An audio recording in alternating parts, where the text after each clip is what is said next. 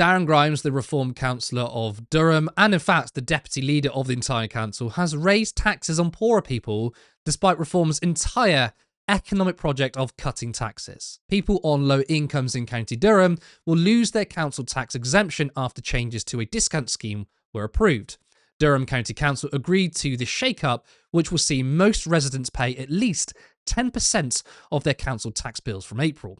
Leaders of the reform-led local authority said the move to a banded scheme was increasingly necessary due to funding pressures, with a consultation showing support for the measures. But Liberal Democrat Councillor Mark Wilkes warns the country's most vulnerable residents would be impacted. Changes to the council tax reduction scheme were approved by 58 votes to 26. It currently allows low earners to apply for a discount of up to 100% off their bill. So if you live in Durham and you have a low income, you now have to pay council tax.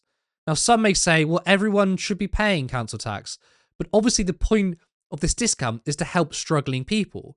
But also Reform have always campaigned on lower taxes. They complain that the left always wants to raise your taxes. Yet here is Reform with Darren Grimes as the deputy leader of the council raising your taxes. They've just made thousands of struggling people's lives worse at a stroke of a pen.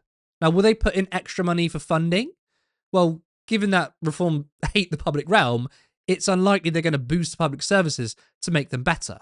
Now, look, I don't have an issue with everyone paying council tax, but you have to make sure they are paid well enough. And given that Reform hates unions and always stands on the side of the bosses, you're not going to see a Reform government seek to make work pay. In fact, their MPs consistently vote against workers' protections. They don't care about them, but it's their obsession with low taxes that caused them to raise them on the poorest. Less than 5 months coming to power, Durham's Reform UK-controlled county council finds itself facing a £71 million black hole by the end of this decade, and with just 5 months to decide how to fill it.